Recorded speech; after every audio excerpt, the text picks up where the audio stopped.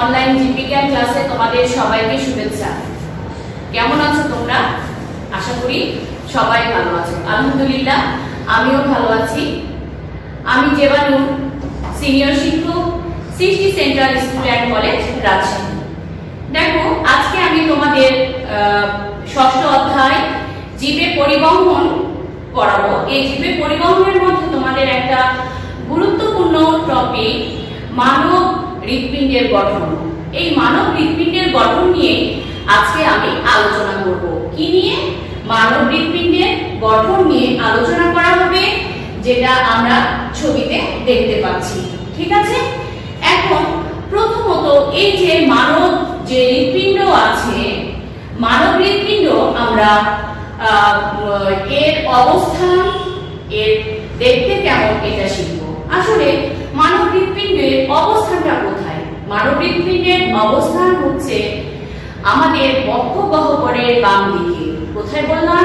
বক্ষ গহ্বরের বাম দিকে দুই ফুসফুসের মাঝখানে এই হৃৎপিণ্ডেও হৃৎপিণ্ডের অবস্থান বা হৃৎপিণ্ড অবস্থিত। এই হৃৎপিণ্ড দেখতে ত্রিকোণাকার। কেমন বলা হলো? ত্রিকোণাকার। এই হৃৎপিণ্ড দেখতে ত্রিকোণাকার। দেখো তোমরা ছবিতে দেখো, এটা দেখতে ত্রিকোণাকার হয়ে থাকে। এটি হৃৎপেশি নামক এক ধরনের অনুচ্ছেদ পেশি দিয়ে তৈরি। খুব ইম্পর্টেন্ট, প্রত্যেকটা লাইন, প্রত্যেকটা কথাই তোমার জন্য গুরুত্বপূর্ণ। কি বলছে? কেমন ধরনের পেশি? হৃৎপেশি। আমরা দুই অধ্যায়ে পড়েছি যে তিন ধরনের পেশি, তার মধ্যে হৃৎপিণ্ড হৃৎপেশি নামক অনুচ্ছেদ পেশি দিয়ে গঠিত এবং এটা এক ধরনের পর্দা দিয়ে আবৃত। আমরা আরো একটা জিনিস করেছি। কি করেছি? যে আমাদের প্রতিটা অঙ্গে এক ধরনের আবরণ দিয়ে বা আবরণী টিস্যু দিয়ে কি করা থাকে? আবৃত করা থাকে।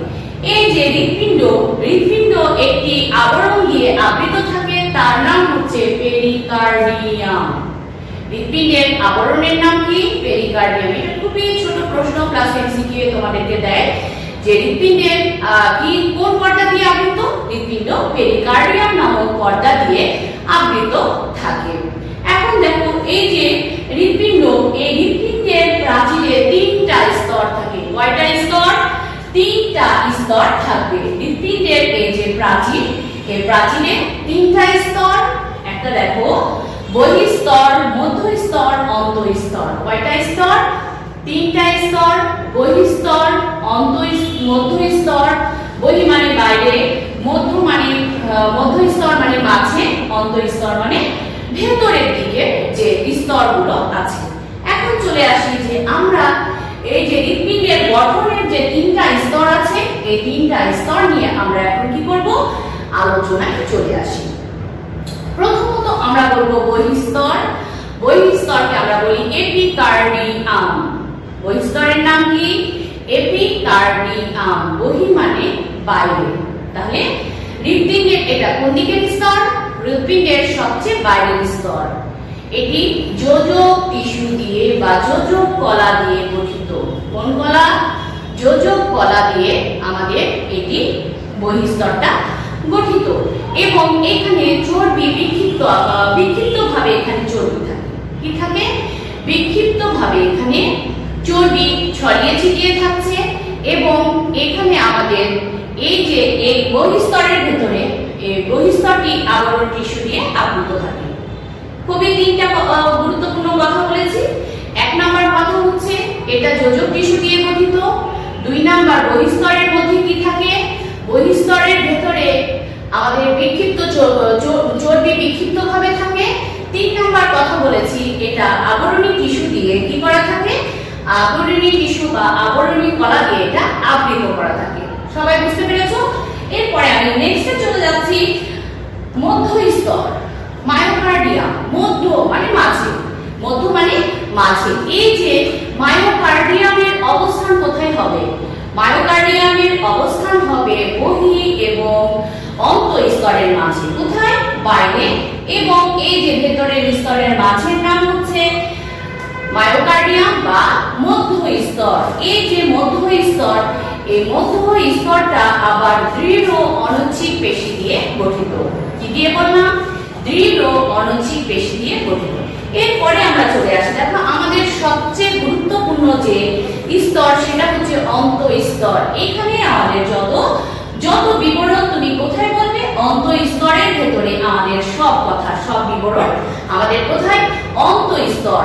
তাহলে অন্তঃস্তর সম্পর্কে আমি বলি, এটি হৃদপিণ্ডের সবচেয়ে ভেতরের স্তর। এটাকে আমরা এন্ডোকার্ডিয়াম বলে থাকি। ইংরেজি নামটা অবশ্যই শিখতে হবে, না হলে তোমার আমরা যেহেতু সায়েন্সের স্টুডেন্ট, আমাদের টার্মগুলো সবগুলোই জানা লাগবে। তাহলে অন্তঃস্তর সবচেয়ে ভেতরের স্তর। এখানে এই স্তরটা দেখো আমাদের হৃদপিণ্ডে যে প্রকোষ্ঠ আছে, কপাটিকা আছে, এগুলোকে তারা ধারণ করে। প্রকোষ্ঠ মানে ছোট ছোট ঘর, কপাটিকা মানে দরজা। মানে এই যে জিনিসগুলো আছে এগুলোকে কে ধারণ করছে? অন্তঃস্তর ধারণ করছে। এখন দেখো এই যে অন্তঃস্তর বা এন্ডোকার্ডিয়ামের ভেতরে 4টা প্রকোষ্ঠ থাকে। কয়টা প্রকোষ্ঠ? 4টা প্রকোষ্ঠ। একটু চিত্রটা খেয়াল করো। এই যে প্রকোষ্ঠ, আমাদের প্রকোষ্ঠ, উপরে প্রকোষ্ঠ দুইটাকে আমরা কি বলে থাকি? অলিন্দ বলে থাকি। কয়টা প্রকোষ্ঠ থাকে? আমাদের এই যে হৃদপিণ্ডের 4টা প্রকোষ্ঠ, এবং হৃদপিণ্ডের ভেতরটা কেমন ধরনের হয়ে থাকে? হৃদপিণ্ড ফাঁকা বা ফাঁকা বলবো। এর ভেতর দিয়ে যেহেতু ব্লাড সার্কুলেশন হয়, মাঝখানে কেমন আছে? একটা ফাঁকা আছে। এখন এই যে হৃদপিণ্ডেও ফাঁকা ধরনের, এবং এটা হচ্ছে কেমন? 4টা প্রকোষ্ঠে বিভক্ত। উপরের 2টা প্রকোষ্ঠকে আমরা অলিন্দ বলে থাকি, নিচের প্রকোষ্ঠ 2টাকে আমরা নিলয় বলে থাকি।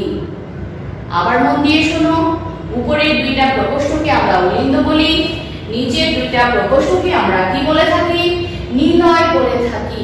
অলিন্দগুলো আকারে ছোট এবং এর প্রাচীর পাতলা। প্রত্যেকটা তোমাদেরকে এগুলো মনে রাখতে হবে। অলিন্দ আকারে ছোট, অলিন্দের প্রাচীর পাতলা।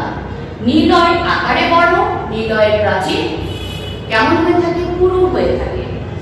পুরু হয়ে থাকে। এখন দেখো এই নিলয়ের প্রাচীর আমরা বললাম পুরু হয়ে থাকে। অলিন্দ এবং নিলয়গুলো, এই যে 2টা অলিন্দ আছে, এই অলিন্দ এই অলিন্দ 2টা আন্ত অলিন্দ পর্দা দিয়ে পৃথক করা থাকে, এবং এই যে 2টা নিলয় আছে, নিলয়গুলো আন্ত নিলয় পর্দা দিয়ে পৃথক করা থাকে। ঠিক আছে? এরপরে চলে আসি, দেখো এই যে এত অলিন্দ আমরা দেখতে পাচ্ছি যে 2টা অলিন্দ 2টা নিলয়। এই যে অলিন্দ নিলয়, এই পথের মধ্যে একটা ছিদ্র আছে। কি আছে? অলিন্দ নিলয়ের মাঝে ছিদ্র আছে। আবার এই যে অলিন্দ নিলয়ের মাঝে আমরা কি দেখতে পাচ্ছি? ছিদ্র দেখতে পাচ্ছি। এই ছিদ্রগুলোকে খোলা এবং বন্ধ করার জন্য বেশ কিছু কপাটিকা থাকে। খেয়াল থাকবে। তাহলে আমরা কি বলছি? অলিন্দ নিলয় ছিদ্রপথে, অলিন্দ নিলয়ের মাঝে ছিদ্রপথ থাকে। এই ছিদ্রপথগুলো কি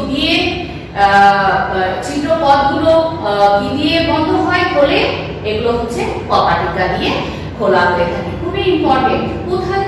তোমার হৃদপিণ্ডের কোন জায়গায় কোন কপাটিকা আছে এটা কিন্তু আমাদেরকে শিখতে হবে, জানতে হবে। ওকে?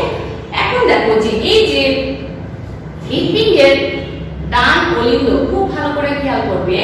ডান, এই যে ডান অলিন্দ, ডান নিলয়, এই ডান অলিন্দ ও ডান নিলয়ের মাঝে একটা কপাটিকা আছে, তার নাম কি? Tricuspid valve. ডান অলিন্দ ডান নিলয়ের মাঝের কপাটিকার নাম কি? Tricuspid valve. মনে থাকবে? ডানে থাকবে ট্রাইকাসপিড ভাল্ভ। এবার বাম দিকে চলে আসো। বাম অলিন্দ ও বাম নিলয়ের মাঝে যে কপাটিকা থাকে তার নাম হচ্ছে বাইকাসপিড ভাল্ভ। তার নাম কি? Bicuspid valve. বামে থাকবে বাইকাসপিড ভাল্ভ আর ডানে থাকবে ট্রাইকাসপিড ভাল্ভ। এইটা আমাদের 2টা জায়গায় কপাটিকা। আমাদের হৃদপিণ্ডের 4 জায়গায় কপাটিকা আছে। কয় জায়গায়? 4 জায়গায়। আরো 2টা কপাটিকা আছে। সেই কপাটিকা 2টা খেয়াল করো। এই যে মহাধমনী, এই মহাধমনীর মুখে অর্ধচন্দ্রাকার কপাটিকা আছে। কোন কপাটিকা? অর্ধচন্দ্রাকার কপাটিকা। শুধু কি মহাধমনী, এই মহাধমনী এবং এই ফুসফুসীয় ধমনী, দুই ধমনীর মুখে আমাদের কোন কপাটিকা আছে?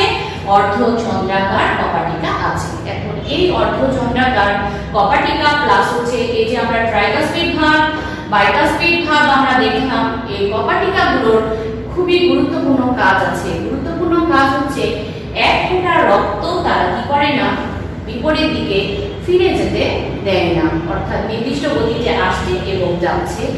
এই রক্ত চলাচলটা নিয়ন্ত্রণ করাই হচ্ছে কার কাজ? কপাটিকা গুলোর কাজ। এক ফোঁটা রক্ত তারা উল্টো দিকে ফিরে যেতে দেয় না। এই যে এদিক দিয়ে যাচ্ছে আর কিন্তু এদিকে তারা ফিরে যেতে দিবে না, কারা? কপাটিকা ভাগ গুলো যেতে দিবে না। তোমার রক্ত চলে আসবে, এর পরের দিনে আমি তোমাদের ব্লাড সার্কুলেশন করাবো, তখন বুঝবে। এখন দেখো যে এইটা এর গঠন যদি আমরা ভালোভাবে না শিখি তাহলে কিন্তু ব্লাড সার্কুলেশন আমাদের করতে খুব কঠিন হয়ে যাবে। তার জন্য আমরা হৃৎপিণ্ডের গঠন পুঙ্খানুপুঙ্খ শিখবো, প্লাস এটার চিত্র আমরা আঁকানো শিখবো। তাহলে আমরা কি বলছি, এই কপাটিকাগুলো, যত কপাটিকা আছে, ডানলিন্দ ডানিলয়, বামলিন্দ বামিলয়, মহাধমনী ফুসফুসীয় ধমনীর মুখে এরা এক ফোঁটা রক্ত উল্টো দিকে যেতে বাধা প্রদান করে। তাহলে আজকের পাঠ কি তোমাদের সবার ক্লিয়ার হয়েছে? বুঝতে পেরেছো? খুবই একটা মজার টপিক। কেন মজার বলো তো? এটা তোমার হৃৎপিণ্ড। কার হৃৎপিণ্ড? এটা তোমার হৃৎপিণ্ড। তোমার হৃৎপিণ্ডের গঠন যদি তুমি না জানো, তোমার নিজের অঙ্গের গঠন যদি তুমি না জানো, তাহলে কি ভালো লাগবে তোমার? তোমার দেহের মধ্যে কি আছে এটা তো তোমাকে জানতে হবে, তাই না? তাহলে আমরা আজকে কি শিখলাম? আমরা শিখলাম হৃৎপিণ্ডের গঠন, মানব হৃৎপিণ্ডের গঠন। এই মানব হৃৎপিণ্ডের গঠনের আমরা কি করব? তোমাদের এইচডব্লিউ থাকবে, হোমওয়ার্ক করবে এবং এটা হোমওয়ার্কে চিত্র আঁকাবে, চিহ্নিত করবে এবং গঠনটাও তোমরা আমাকে লিখে দিবে। তাহলে হোমওয়ার্ক মানব হৃৎপিণ্ডের গঠন চিত্র সহ বর্ণনা করো। ঠিক আছে? তাহলে আজকের পাঠ নিশ্চয়ই তোমাদের সবার ক্লিয়ার। আমরা তাহলে আজকে এখানেই শেষ করছি এবং আগামী ক্লাসে আমন্ত্রণ জানিয়ে তোমাদের কাছে আমি এখানেই বিদায় নিচ্ছি। সবাই ভালো থাকো, সুস্থ থাকো। আল্লাহ